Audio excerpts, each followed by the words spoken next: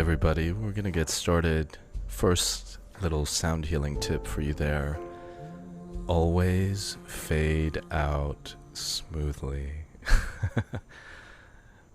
I'm a bit of a stickler for that, so very key, especially if you're playing music in your sound journeys at the beginning when people are coming in. It's really nice to take that time to finesse. I'm just gonna admit a few more people in from the waiting room. So I am doing a bit of a different setup here. I've got a bunch of different sound coming through Ableton, which is a music production software. So please give me some feedback in the comments. If you need the volume louder, I can adjust that. This is one of the first times I've done this kind of setup. I'm getting a point up with the fingers.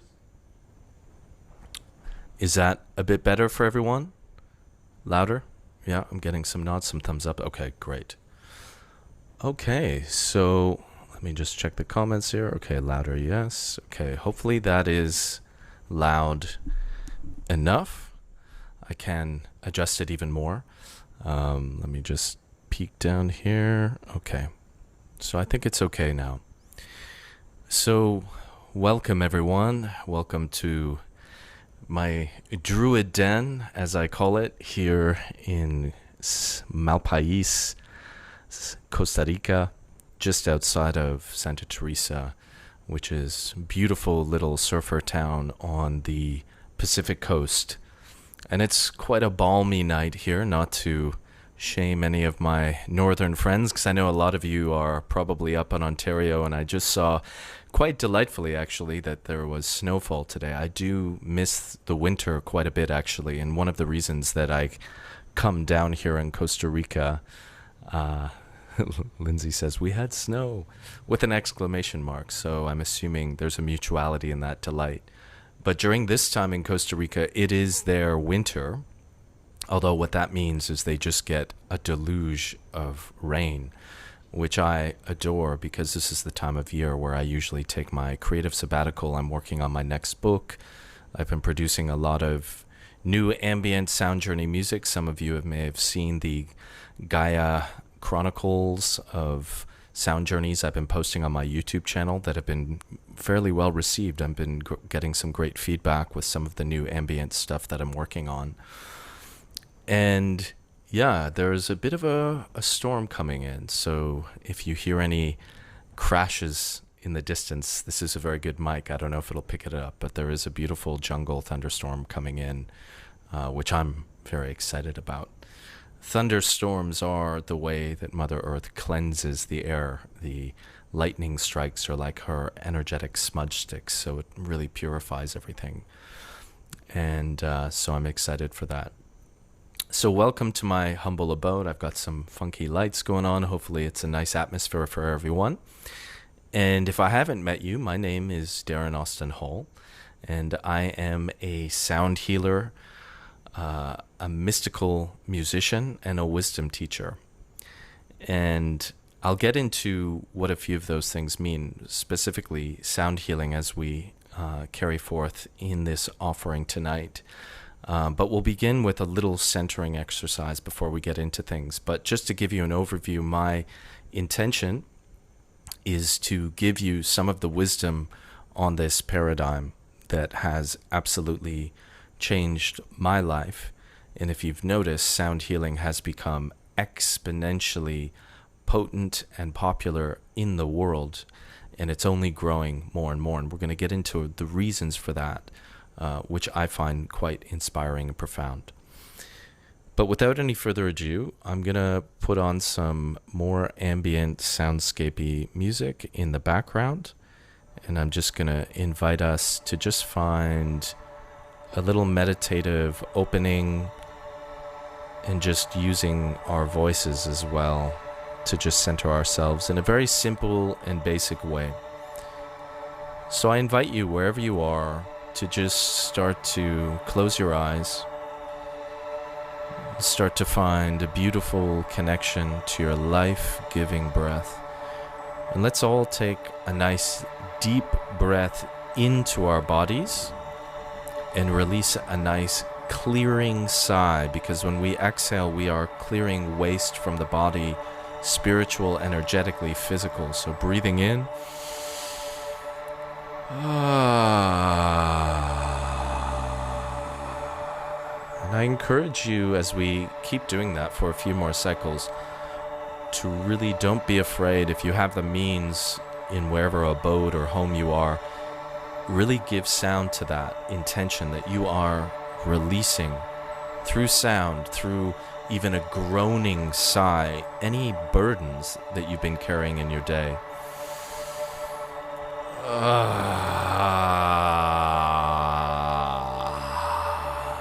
can really open the mouth. Let this throat center really be an energetic portal that can open and close, releasing and receiving energy. So one more breath in.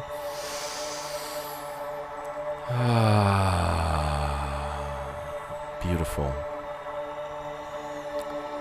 And now, with your eyes closed and your breath starting to deepen in and out through the nose into your belly, I invite you to start turning your awareness within yourself. Just start to notice how you feel in this moment, in what I like to call the nectar of this now.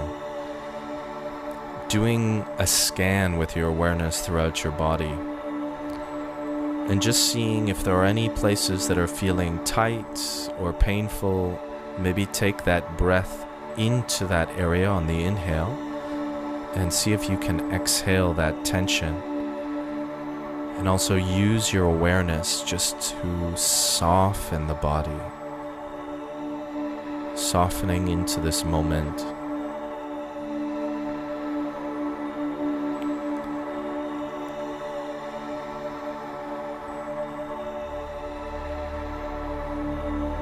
I invite you now to begin to take your awareness into the true point or energetic center in the body that is always in source resonance. And of course, that is your holy heart. The energetic heart is in a different location than the physical heart. It's in the center of the chest. So as you take your awareness into the center of your chest, imagine this heart center is like a beautiful star, radiant light, a light that is synonymous with the energy of unity or love, and see that light glimmering so beautifully, so wonderfully that a part of you is moved to behold the spiritual essence of yourself. And see that heart, the core, the essence of this heart center, the most sensitive, vibrational center in the body, what the ancient Taoists of the ancient Orient called the master of vibrations. And imagine for a moment that the energetic field of your heart has an infinite depth to it, an infinite width as well. It can truly spread as far as science can measure it.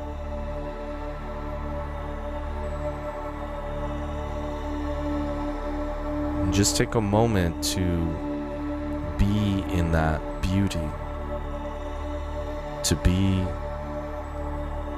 in source resonance.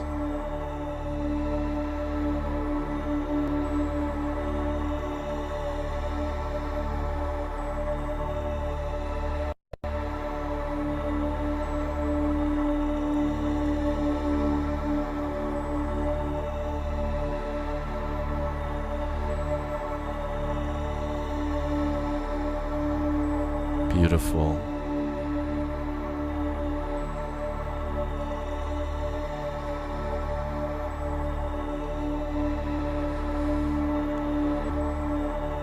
And now we're going to move into our first voice activation exercise. As you keep your awareness in your heart center. The most simple and basic way to use the voice for healing is the holy hum. The humming sound was revered by the yogis of India because it internalizes the vibration. When you hum and your lips purse together and they shimmer together, that vibration is poured inward. So take a moment to take a nice deep breath into your heart center and find this holy hum, simple buzzing of the lips, and it doesn't matter which pitch, just making sound like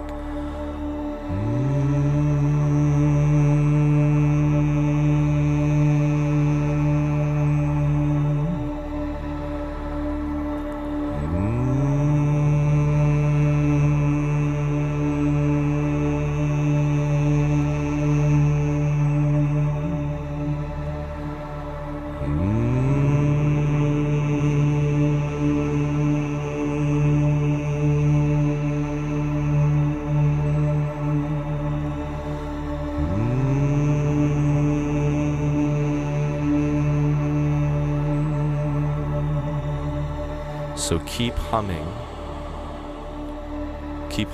with your voice, and notice with keen awareness how it feels in your body which is almost entirely composed of the beloved of vibration, which is water.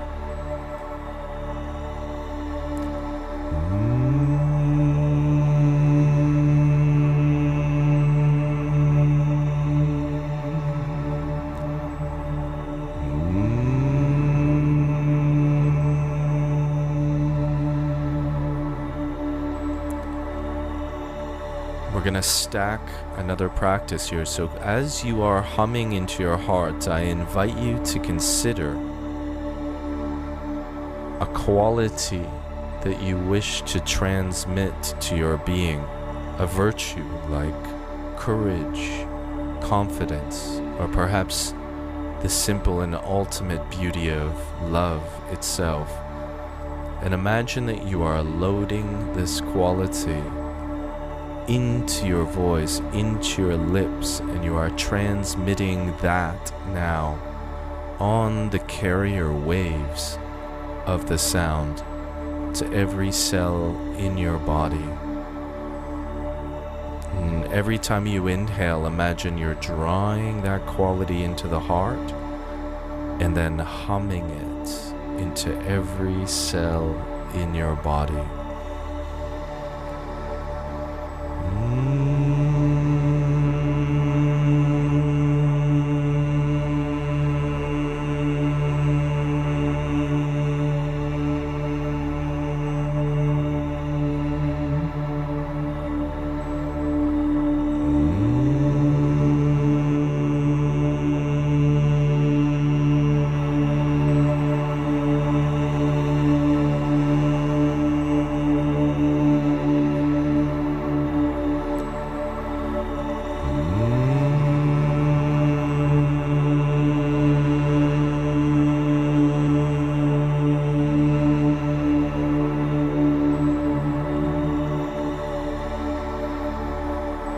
Beautiful. And now releasing the hum. And we're going to sound 3 ohms together. And we're going to intend that these ohms are a salutation to the universe that is truly made of sound and vibration. So when we sound this sound of Om, which is known as the primordial creative sound, it created everything according to the Vedic sages of India, we are saying a salutation to the most essential quality of our reality. And I'm going to invite us to do this Om not in the OM, which is perhaps more popularized, but more of the traditional AUM. So it would sound like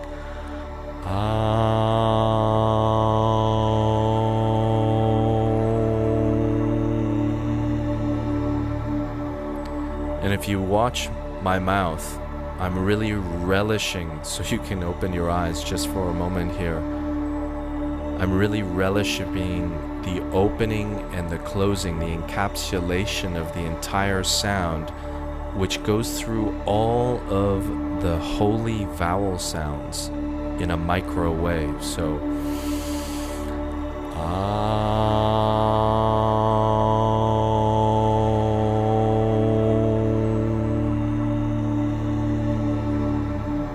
and leaving enough breath, if you can, to really have that hum again at the end. So let's do that together. Let's all take a nice deep inhale to our hearts, a clearing sigh out. Let's inhale to make 3 ohms to the universe.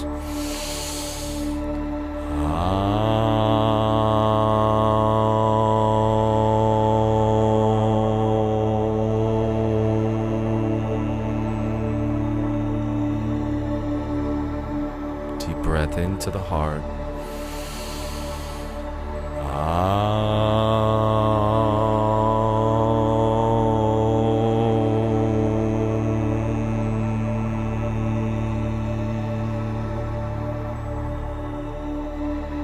Big mouth open on this last one.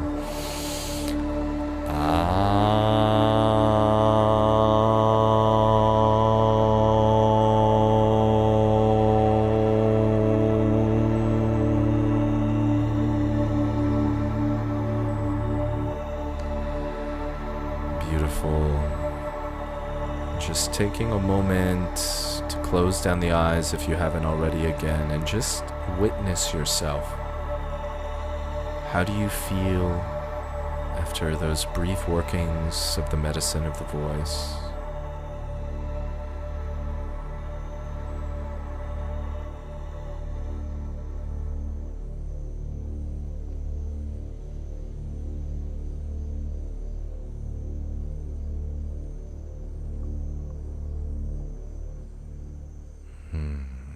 Okay. And then you can gently open your eyes. So feel free, if anyone is obliged, in the comments section, perhaps just sharing what you feel after doing the holy hum and that aum sound. If there's any distinct difference in your energy, in your presence.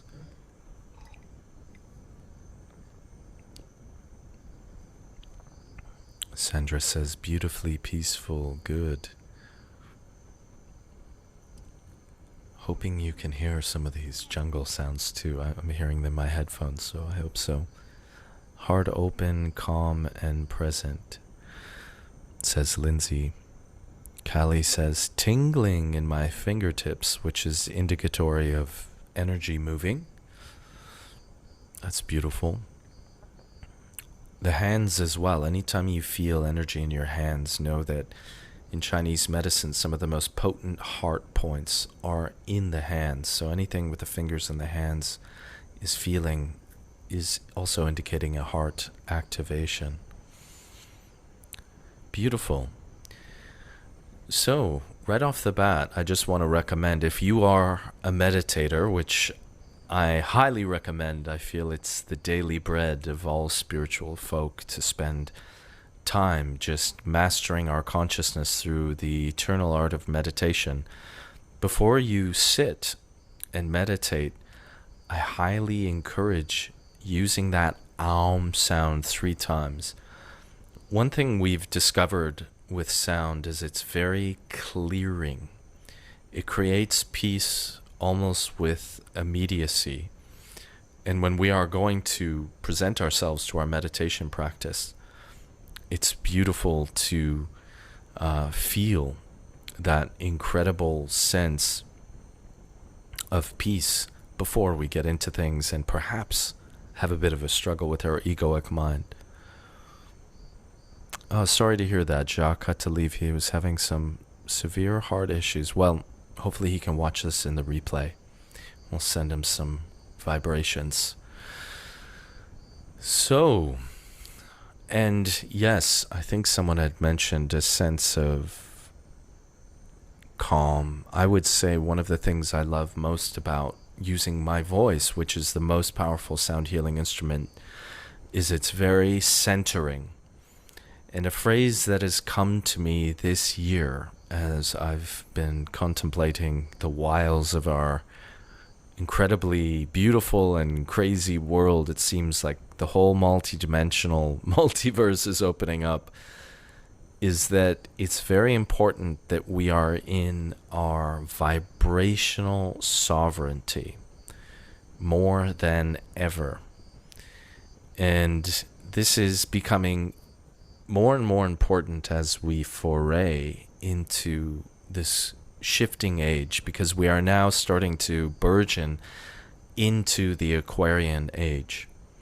And something my astrologer told me many years ago, because I was thinking about Aquarius and I was like, it's an air sign, yet the archetypal symbol is the water bearer.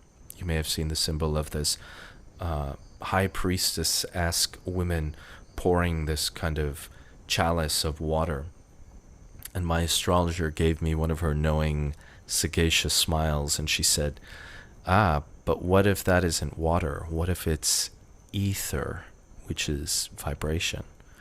Because Aquarius is really about coming into acknowledgement and discovery of the essential energetics in our reality, what the yogis would call a sense of Brahma or ultimate reality, which has wonderfully, as the mysterious divine creator has devised it, infinite textures to discover.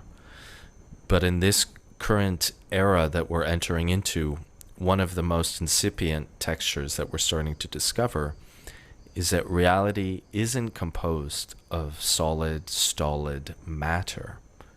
There's something within matter that is incredibly dynamic and also quite playful and unpredictable, almost as if it's playing a trick on the materialist scientists who are often very resistant to the quantum physics paradigm.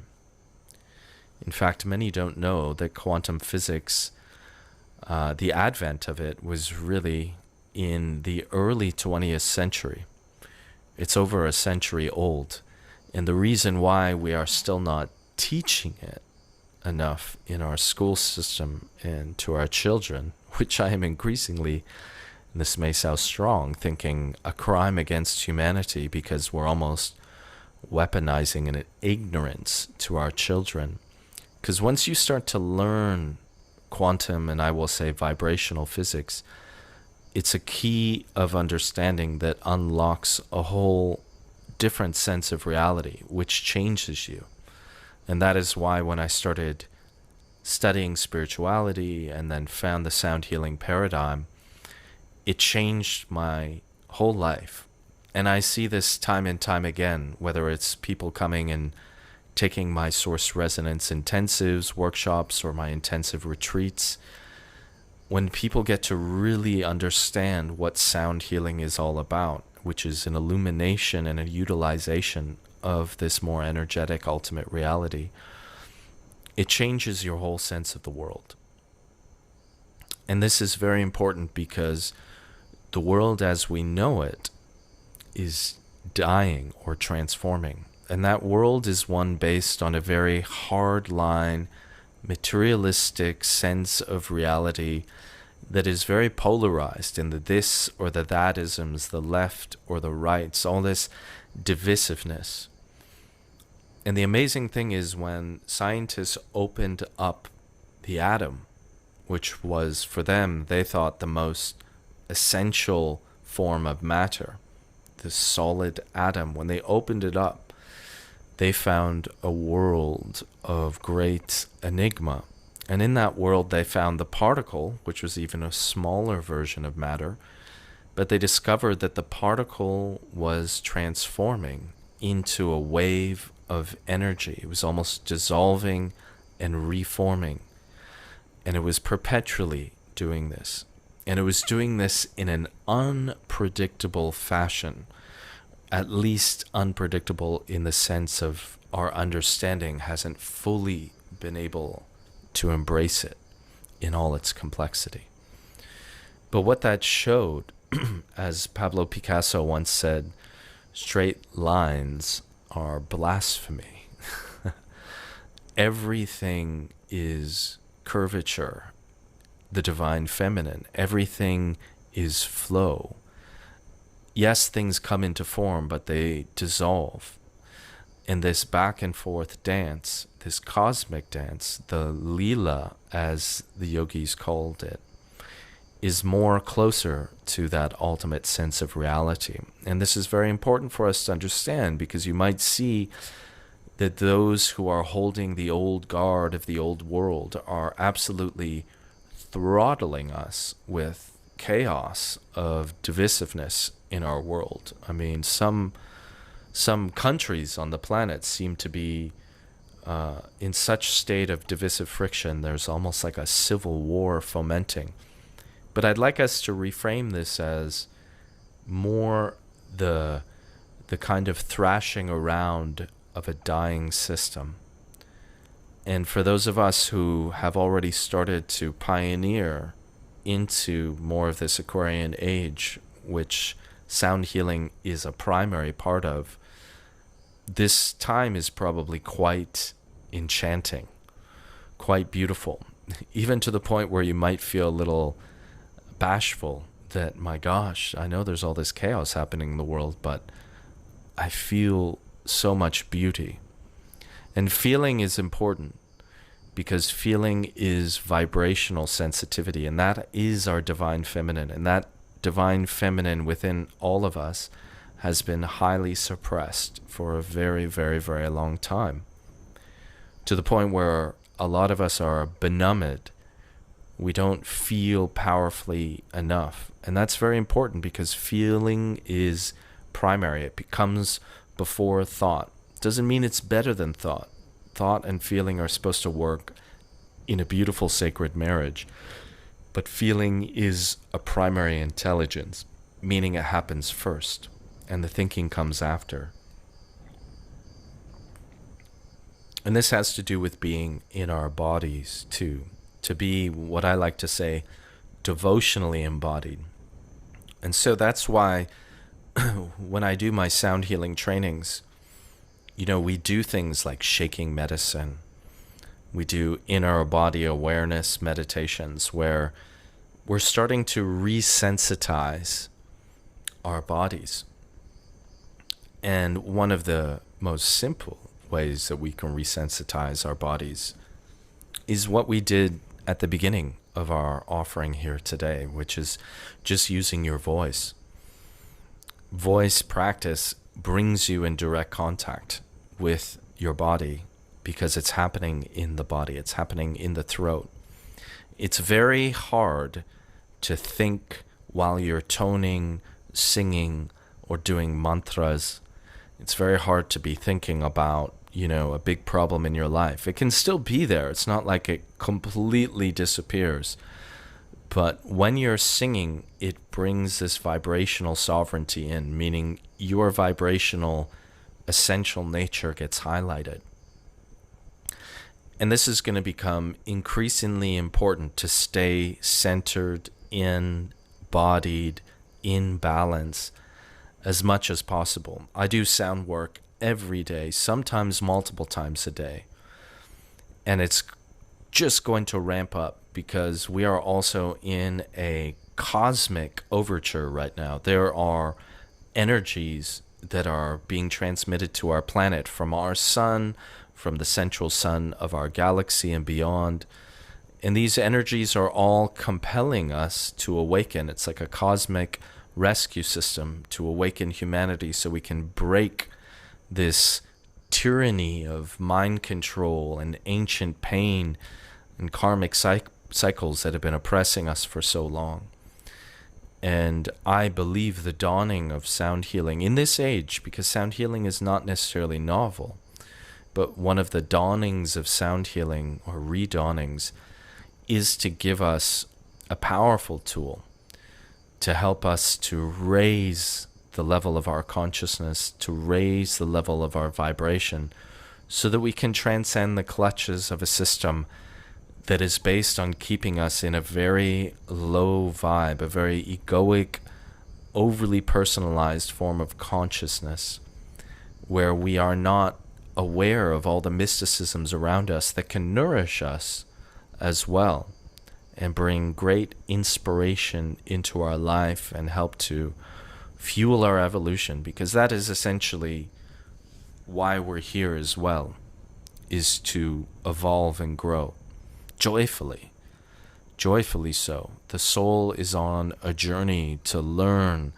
new things. This is why our DNA is only used in, some say, 10% capacity. The 90% is all this untapped potential that we get to activate. And sound work is such a crucial way to do that. So I'll just take a pause here for a moment, because I am a Gemini and I love to gab.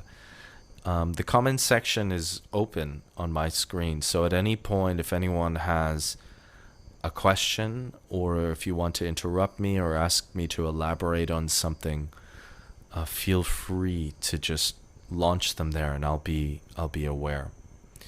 And thanks again, everyone, for joining me. We have a great group here of 50 people signed up. So those who can make it, I am recording this, so I will be sending a copy to all, so you can listen again to the wisdom and, of course, the further voice practices that we'll be doing soon enough. But since there's no comments yet, can you speak more on navigating your soul sovereignty? Lindsay asks. Yeah, so to me, there's a distinction here between egotism and what some would call, like Carl Jung, the great self within, or I would say soul consciousness. So, in our reality, we are conditioned to be very connected and attached to our identity. I am Darren, I have this life, I have these belongings and such. But when people start to have mystical experiences of consciousness, now I'll give you an example. One of the first mystical experiences I had was very generic, and it often is, and this is why it's so important to practice presence. If you read Zen literature, for example, the beautiful Zen monks and sages would say, if you just listen deeply enough to a dog's bark, you'll become enlightened. Because being enlightened literally just means turning on the light of consciousness inside. Because a lot of us are sleepwalking. We're on our way to work, we're thinking about the past, we're thinking about the future, we're constantly thinking, distracted. And that's the ego. That's the ego. That's a very useful device of persona. It sorts our personality, it keeps track of things. But the tragedy of the ego and the compassion we need to have for the ego is it has too much to do in this reality, because we are not given mystical experiences at any state of our life from our education systems and such, unless we're lucky enough to go to Hogwarts or some Steiner schools, I'm sure, do this work. But when I was reading, this generic experience was me reading Eckhart Tolle's The Power of Now, which to me is a kind of New Age Bible. I mean, the book transmits some very pure wisdom, and it's relevant to reread in constancy.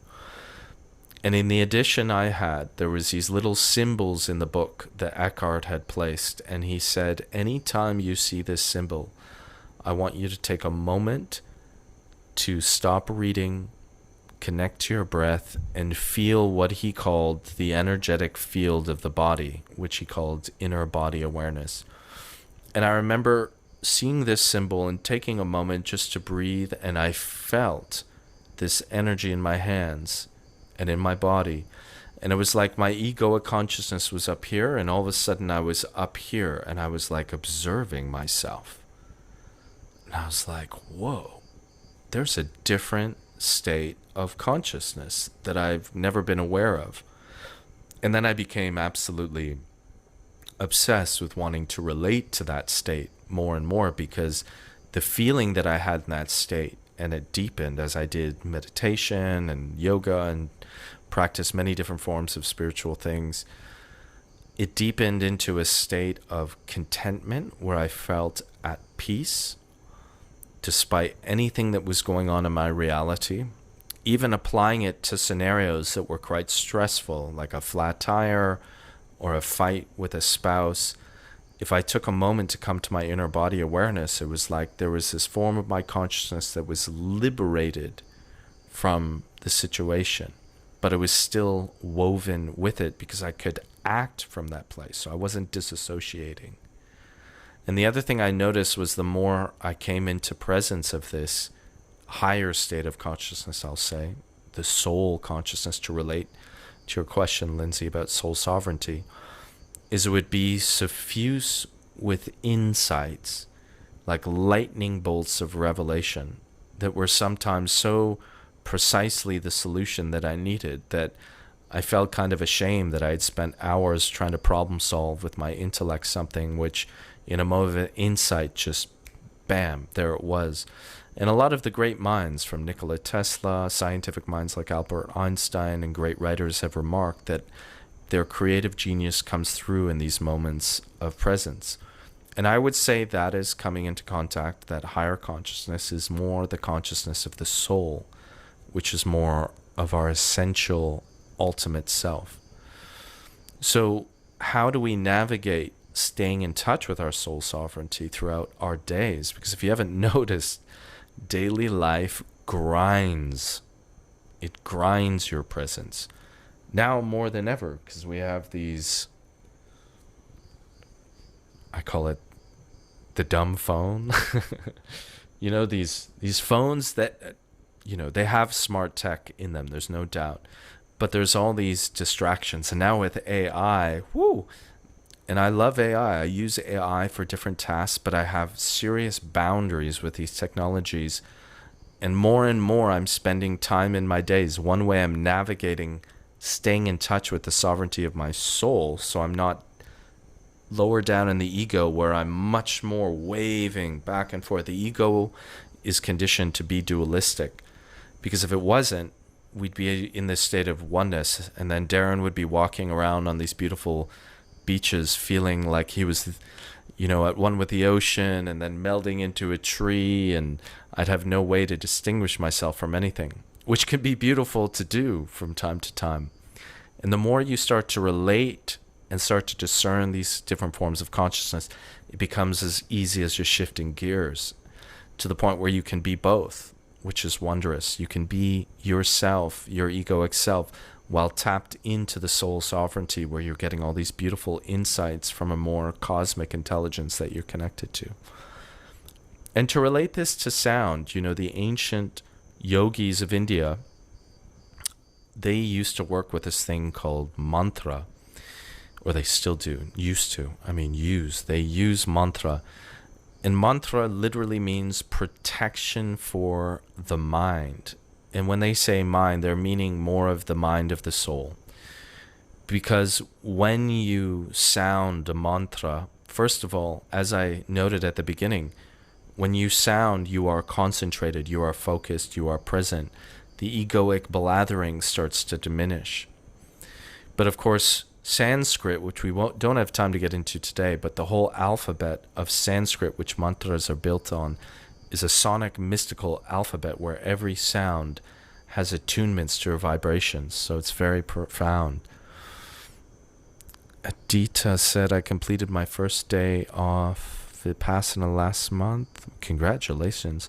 I'm now that much more acutely aware of how overstimulating the day today is. I know. I am too, and one of the reasons I moved to Costa Rica was actually to be in a more primal, natural setting, because here you don't have, you know, Wi-Fi towers all over the place. We have this joke called jungle midnight, because when it reaches about 9 p.m., the circadian rhythms of nature, which starts to sleep, the jungle, all the animals, they're so powerful that you just start to get sleepy. Whereas when I'm in a city, I can stay up all hours because there's just so much energy around us. And, we now have Starlink satellites, 5G towers. I mean, we should be humming all day long when we're going to work or walking out on the street. Any moment, it really is a moment-to-moment practice to sustain this. But one of the best ways we can also navigate soul sovereignty and staying in presence and center is being in nature, and just make time for timelessness, as I like to say. I've been taking a lot more pauses in my days to just go outside and bask in the sun, just gazing at the ocean, really inserting those times in my days, because I started to notice Western civilization, it champions this workaholism, this achievement culture. But it's not worth achieving anything if we're just tattered and burned out and our vibrations are all dissonant. I don't know if you've ever defragmented a computer, but when you open up the window and it shows all the memory of your computer and it's just a mess, and then you leave it overnight in the defragging and everything becomes harmonized. So that's what we're doing with sound work. So sound journeys are also becoming very popular now all over the planet. You may have noticed. I mean, I started doing sound journey music professionally, at least about 15 years ago now, or even longer. And when I first started working with the crystal bowls, which are extraordinary instruments, they make some of the purest waveforms of sound on earth. When I started working with sound in sound journeys in Toronto, where I'm originally from, there was hardly anyone working with the crystal bowls. I had to show up at yoga studios. That's how I started.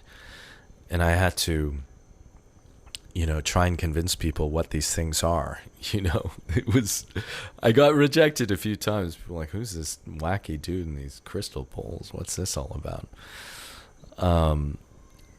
But yeah, this is really grown a lot, has it not? I mean, now there's crystal bowl sound journey, sound baths everywhere. And I've had obviously a keen eye on it, being a pioneer in the field, and it's really exciting to see how big and immense it has gotten.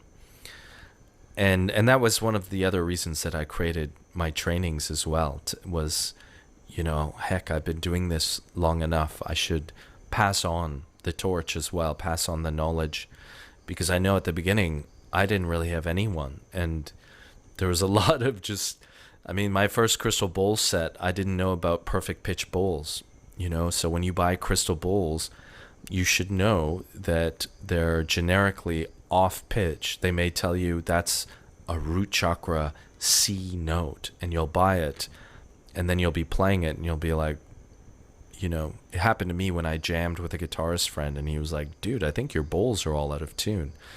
And then I measured them, and they were all out of tune. And that's why I realized when you talk to a crystal bowl dealer, or some of their websites will have listed perfect pitch bowls. That means they're tuned to either 440 hertz or 432, so that they're all harmonic. So when you buy other bowls that are perfectly pitched, they're all going to sound in harmony. So my first set of chakra bowls, I just dived in and bought 7. They weren't harmonic, but they were very shamanic, because they made a lot of otherworldly combinations. So they had a beauty in them. But it's been amazing now seeing the rise of sound healing. And to zoom out, because I'm always into the cosmic perspectives, I think this is also not just about the serving of humanity through sound, because one of the reasons sound baths and sound journeys are so popular is because people are realizing, I want to have experiences of my vibrational nature. And when you're bathed in sound, that is very harmonic, peaceful, intentionally dissonant can be useful too. It does something to you. It's not entertainment music, it's entrainment music. And entrainment is a sound healing term, which means when one frequency influences other frequencies to transform with it. And that's generally what we're doing in sound journeys, is trying to immerse people in very pure, harmonic sounds that retune them. And this is why when people experience sound journeys, they often have visceral feelings in their body, vibrations whizzing and shimmering around. Some people, it's their first meta super physical experience, which can change a life. I've seen it many, many times, people coming to sound journeys, and like years later I see them and they're like, that sound journey was like my first spiritual experience, because I felt spirit, which is this energy, this essential energy in our reality, that our material reality focused world in the cities and such, it's almost like we have a frequency field around us. It's keeping us in prison, a frequency kind of prison. But do not get so down on the adversity, because as Shakespeare said, sweet are the uses of adversity. And we are so powerful, so powerful. When we start to work with intentionality and sound work, working with vocal toning practices, going to sound journeys, becoming sound journey artists, we start to nourish our vibration in ways that just transcends whatever tomfoolery these naughty Illuminatis are up to, as I like to call them. Callie just asked about tuning forks. Okay, I'll tell you a quick story about tuning forks, and then we'll get into some vocal practice, and I'll get to some of your other questions as well. So my first experience of sound healing happened years before I knew what sound healing was. I was living in Tianjin, China from 2003-2006, 23 to 26 years old, as an English teacher, because I wanted to get to India and find my guru and spend the rest of my life with them. That was the plan. Never made it to India then, eventually later. But I did find my first major spiritual teacher to just so happened to be a Scottish tantric psychotherapist, Western doctor, Dr. Andrew, who initiated me into so many different things. So he was just feeding me all this spiritual knowledge while I was living there. And I had also taken a course in astral traveling in Toronto before I left. If you don't know, astral traveling is traveling in your dreams. So lucid dreaming, for example, being aware that you are dreaming, is astral traveling. Or rather, astral traveling is intentionally activating lucidity in your dreams, waking in your dreams. So because of this course that I'd taken, I started to just have a lot of lucid dreams. And this one night, I woke up in this dream, and I was in a white room, almost like a medical room. And there was a gray-headed alien in front of me. And there was a table in between us. And there was like a dark blue velvet cloth. And there was these beautiful shining tuning forks on the table.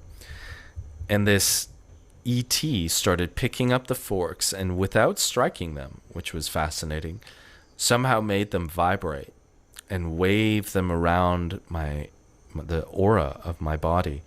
And I started to feel these vibrations go deep inside and start to shift things around. And I freaked out. I was like, "Stop, you're manipulating me," I think I exclaimed. And the being kind of like cocked its head to the side and then telepathically communicated to me, "Oh, don't worry, we're just healing your DNA." And I responded, "Well, okay, continue, please." So, and what was even more incredible was I all of a sudden woke up and my body was vibrating for like 10 minutes. Like I just lay in bed with my mouth open, just like, And it wasn't until years later that I found sound healing that I found tuning fork therapy is a thing. So tuning forks can be applied around the body to bring harmonic vibrations into the auric field. There's also, there's many different forms of them. There's one called biofield tuning by Eileen McCusick, which is working off the body with the chakras. Marvelous woman. She has gone so deep into the science of sound healing. Her modality is incredible. And acutonics is melding acupuncture points with tuning forks. So instead of using needles, using tuning forks to put vibrations in the body, which even traditional Chinese doctors say is more effective than the needlework. But really, tuning forks are just like all sound work. It works on the deep soul level of the body, which is your vibrational nature. In fact, we are finding more and more that your DNA code, your genome, is highly sensitive to vibrations. Highly sensitive. So that ET was probably right. Who wrote that? Steve. Haha, what the fork have you done? Love that. How would you differentiate between intention and expectation? Francesca said, oh, that's a very interesting question. Intention and expectation. Well, if I was to channel my Krishna from the Bhagavad Gita, if you've read that beautiful yogic text, when Krishna, this god of love, is counseling this warrior prince Arjuna, it really is about letting go of expectation. I like to always see it as, and there's a great book, Francesca and others, if you want to dive into releasing expectation, it's called The Surrender Experiment by Michael something, the guy who wrote The Untethered Soul. Intention is kind of like that Sagittarius, like the archer, like releasing, Michael Singer, thank you, Lindsay, releasing that arrow out to the reality. And then it's the trust, the humble trust that this reality is a gigantic cosmic intelligence matrix of wisdom, that it knows best, it knows divinely. And our intentions, as pure as they can be, usually have sometimes a bit of a egoic bias in it, which could sully its clarity. And the cosmos will always benevolently give you your intention back, like the circumstance or the desire that you're waiting for. Your prayers are always answered, but often in the way that you really, really need them. So that's got our real best interest in mind. So it is really about trusting that, working with that dynamic, so you start to really get a sense that, oh yeah, this is, maybe I didn't ask for exactly this, but when I've worked with this, I see this is exactly what I needed. So that really only comes from experience. I hope that helps. But it really is about, I would say, surrendering expectation. So we'll take a few more questions at the very end, but now let's work into a little more sound work, because I really want you to leave this session with some of that juicy wisdom, but I also want you to feel that your voice is activated as a sound healing instrument. So your voice is truly the most marvelous sound healing instrument that you have at your disposal. And we should all know this and use our voice. So I'm just bringing in a light ambient tone in the background to denote that we're moving into this practice now. So firstly, we all have the ability to sing, to tone. Maybe we don't all have the ability to sing well in the eyes of some form of artistic evaluation, but we all have the ability to take a deep breath in and release sound from our voices. And in this culture that has lost a lot of the mystical sense of things, where music has been sort of siphoned into this narrow box called entertainment, a lot of people feel, oh, I'm not a musician, so why would I sing? Well, you sing because it brings you into healing. It brings you into wholeness. It is a tool of vibrational sovereignty. It's one of the most potent ways to master your vibration. Years ago, I had a Buddhist nun teaching me counseling at this Chinese medicine school. It was one of our electives. And she said, you know, if you are feeling depressed or stuck in life, the worst thing you can do is sulk about sitting on the couch and thinking about your problem. The best thing you can do is stand up, shake your body, and just start making some sound, because you change your vibration instantly. So I encourage you, the next time you're feeling stuck in life or you have some form of negative feeling, because, I mean, feelings are all just teaching us something. That's just our vibrational intelligence. But if you want to transform it, if you want to modulate it, get the wisdom in grief, for example, is something we don't do very well in the West. It's such a powerful emotion. It's scary because it really pulls you down. But grief really is beautiful because it really is the alchemist. It wants to completely collapse and rebirth you if you give yourself to its shattering. But when we're in that grief for too long, if we're overly attached and we need to get out of it, we can start to sing or use singing as a form of catharsis to accelerate the grief. So it gets bigger, faster, more immense. We can get to the transformative work that it wants to take us to. And as we saw at the beginning of this session, sound just clears. It clears the body. Sound creates light. This has been scientifically proven. The minute you sound, you are enlightening yourself. You're enlightening yourself. And this is why mantra work was one of the 8 branches in the system of classical yoga. Why I think it was called Anavriti Sabda. It's Sanskrit saying, which means liberating yourself through sound. It can be done. It accelerates the process of our evolution. So what we're going to do today, it's one of the most simple practices. If you've worked with me before, I think some of you have done my retreats, have done my intensives. We're going to do the good old lifelong practice of chakra toning. So these are going to be vowel sounds, which we're going to make for the 7 energy centers of our chakras. So these 7 energy centers are more vibrational and energetic in their essence, which means when we make sound and vibration ourselves, we nourish them. It's like food for our energy body. This is like vibrational calisthenics. Strengthening your vibration every day through chakra toning is just so simple and beautiful. So I'm going to guide us very simple. We're going to move from the root to the crown. We're going to make the chakra sound 3 times for each center.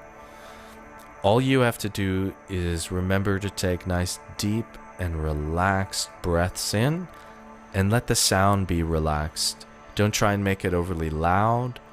Just let it pour out of the mouth.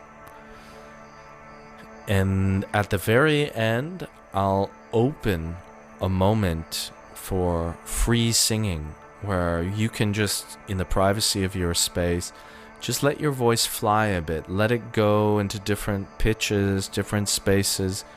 Because the chakra toning, the more I've done it over the years, I find this delicious moment at the end where you're in the crown, where you just want to like rocket launch out into the voice, almost like, I feel so good, I just want to sing freely. So I'll leave us some space with some of these soundscapes at the end. So I'll just bring some of this ambience up. You can let me know if it overcrowds my voice in the comments. Okay, so I invite you, if you can, find a nice tall seat in. Let's breathe up the spine. nice and tall, and as you exhale, just soften into a sigh, softening the shoulders. Let's do that again. Breathing in, stretching up, and then softening down. Palms can be facing up or down, whatever feels good. Closing your eyes, and just start to take your breath into your belly. This is where we want the sound to be sourced from, because it's a deeper capacity of breath. So as your eyes close, start to imagine that in the center of your body, mirroring your spine, there's this energy column where these chakras are. These 7 energy centers, and if you're just being introduced to them now, we're going to illuminate them through sound. We're going to clear them, we're going to align them.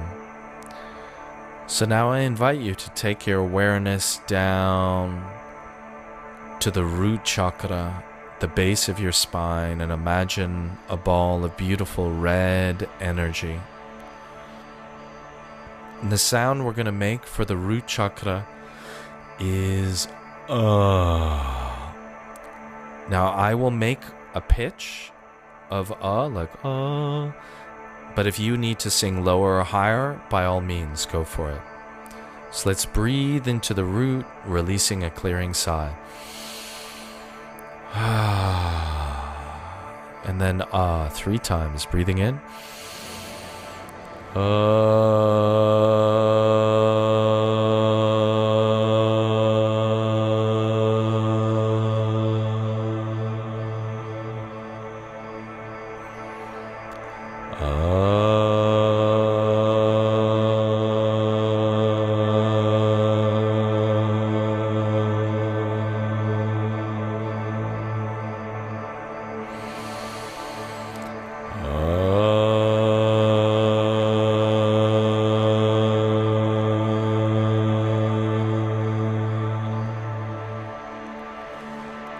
Beautiful.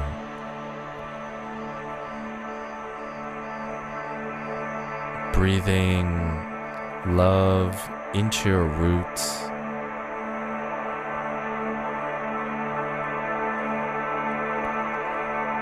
Seeing that root center shining nice and bright. Now beginning to bring your awareness into the sacral chakra. So imagining just below your navel a ball of beautiful orange light. The sound we make for this chakra is ooh. So let's breathe in to sigh. Breathe into tone.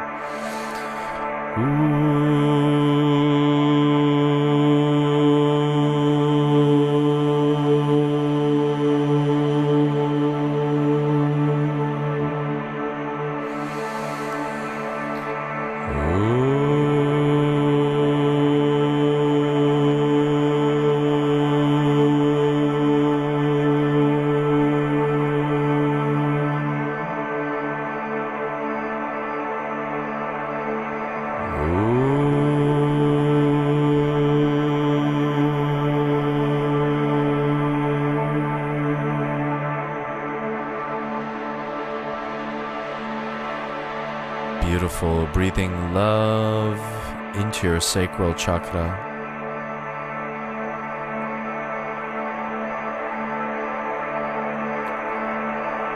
And now rising our awareness to the solar plexus chakra in the belly, in the center of the belly, seeing a ball of beautiful yellow light. And the sound we make for this chakra is oh. Let's breathe into sigh.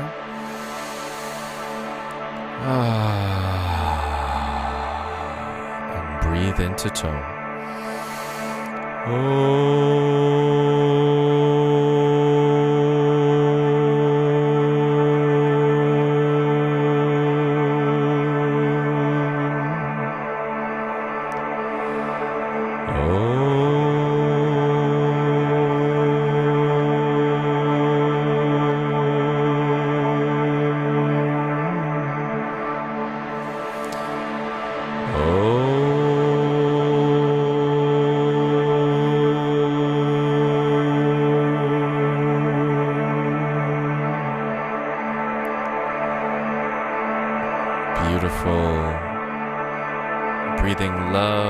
into your solar plexus.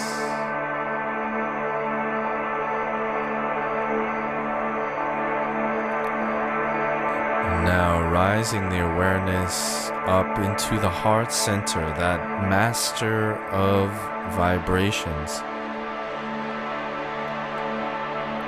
The sound we make for our hearts is a beautiful chest opening ah sound. So let's breathe into our hearts, releasing a sigh.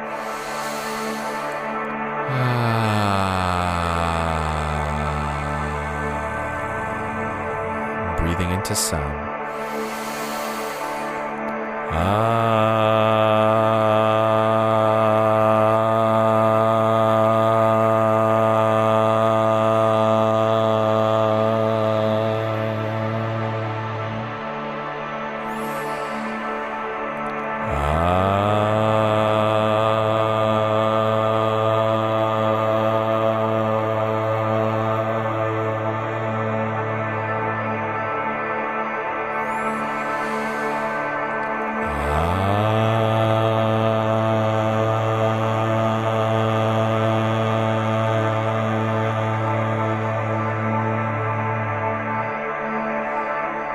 Beautiful.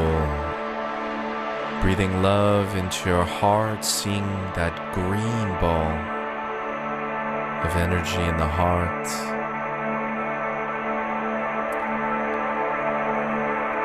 And now beginning to rise the awareness up into the throat center. And at the level of the throat, seeing a ball of beautiful sky blue. The sound we make for the throat chakra is I. So breathing into the throat, releasing a sigh.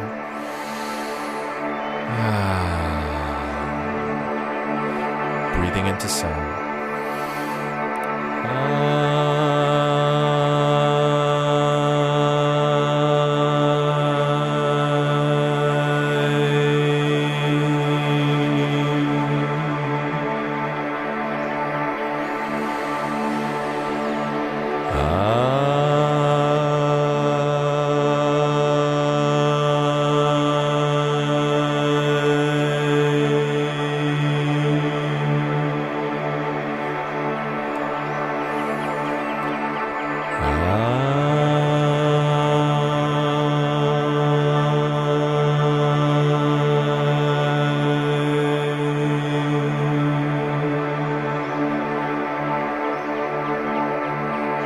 Beautiful. Breathing love into your throat chakra.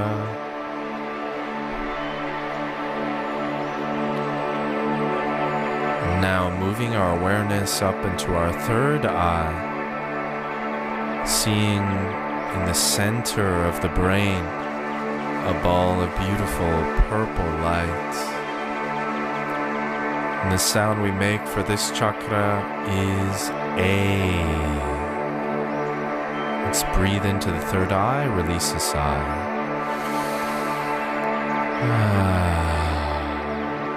Breathing into sound.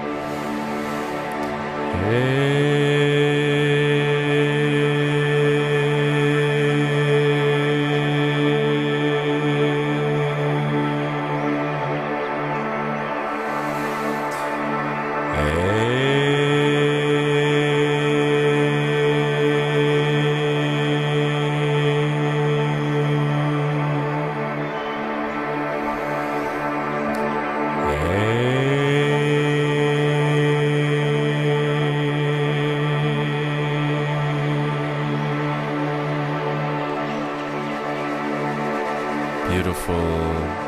Breathing love into your third eye. And finally, rising the awareness to the crown chakra at the top of the head, seeing a ball of beautiful white light.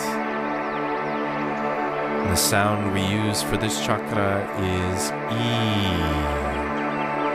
So breathing into the crown, releasing a sigh. Breathing into tone.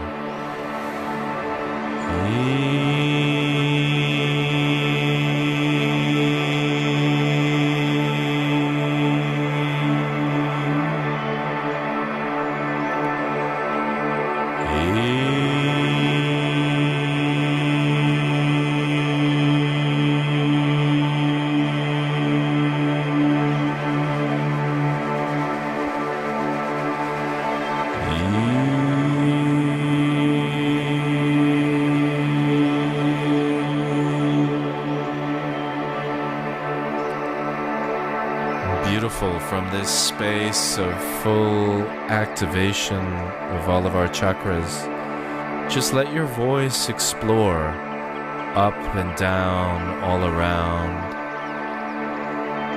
Shungarai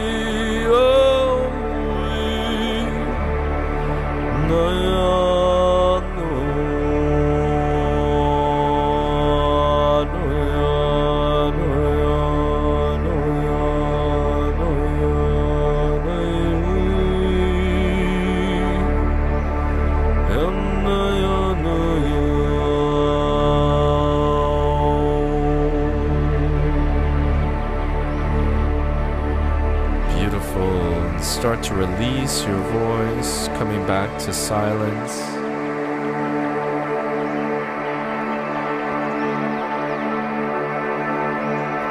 And we're gonna go right into our closing sound journey. So you can remain seated, or if you want to lie down and make yourself comfortable, by all means.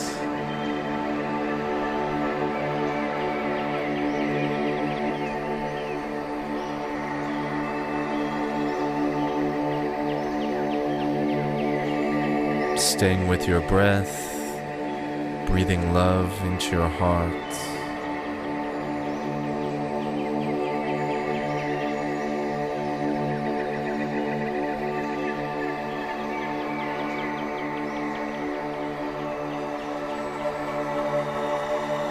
Relaxing yourself to receive these vibrations.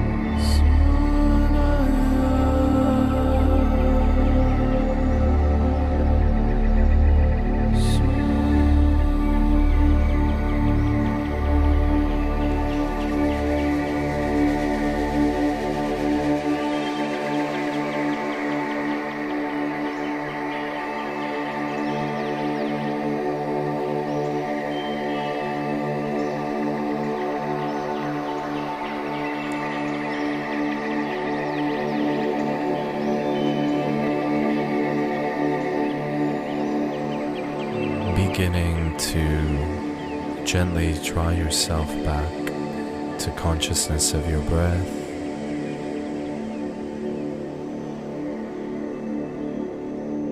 Breathing nice and deep into your blessed body.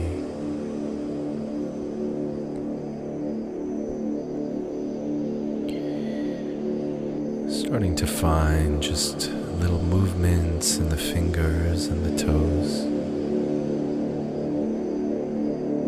And eventually starting to come back, maybe opening up the eyes. Slowly coming back to this space.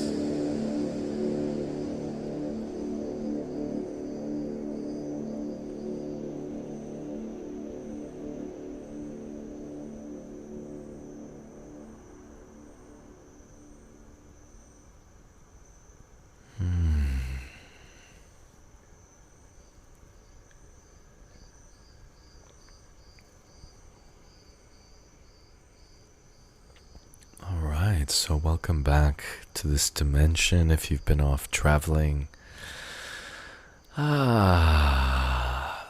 So thank you so much for joining me on this evening for this Source Resonance offering.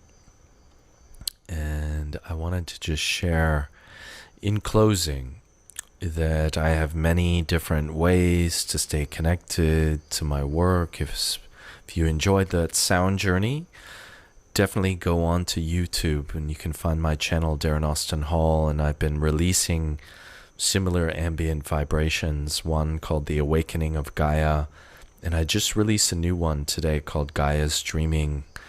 They're long form, 15 to 20 minutes journeys of that kind, really intentional to connect you to the great goddess of Earth. And thank you for all the gratitude coming in the comments. And I am also teaching my Source Resonance Sound Healing Intensive Retreat here in Costa Rica for the 7th year, I believe, January 7th till the 13th at Posada Natura, which is my favorite retreat center in all of the land. It's down south near Menu Antonio. It's set in the jungle, like deep in the jungle on one of the most beautiful freshwater rivers in Costa Rica, which will be accompanying us with its beautiful natural melodies the whole time. And this retreat is truly for any level of musicianship. If someone's totally new to sound healing and just wants to learn more, if you're a sound healer already and you want to sharpen your skills, or if you're just beginning the journey of becoming a sound healer, these 7 days will set you up very nicely. We'll be working with the crystal bowls, learning the art of sound journeying, doing a lot of vocal work, shaking medicine, ecstatic dance, and also spending some deep time in nature. We'll be doing a Temescala traditional sweat lodge, and we'll be hiking into Eco Era, which is a beautiful 1,000-acre rainforest reserve, to really sing to Mother Earth on one of the mornings. It's really one of the most magical things I get to offer into the world. And if you're interested and you want to learn more, you can always email me or contact me on WhatsApp or Instagram or wherever you're in contact with me. I'll also be sending an email out to all of you with this recording. But I'm taking curiosity calls right now, hopping on calls with people if you have any questions about the retreat, the logistics. We have a shuttle that'll take you right to the retreat center, but yeah, I'm there if you want to set one of those up.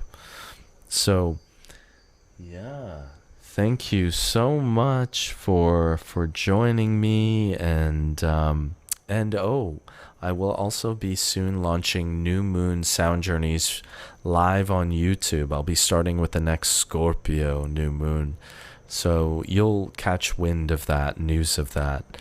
But yeah, thank you. Oh, thank you everyone so much for your beautiful words. I'm just seeing all the comments. Thank you, Lindsay and Kali, and so many of you, Dan and Colleen and Suzanne and Monica. Wow, so many new and old faces here. And yeah. Oh, thank you, Sandra, who was on the retreat. Yeah, for your beautiful words. It was such an honor to have you there. So, wow, everyone, thank you so much for being here. So I'm going to close down the Zoom now, but thank you again.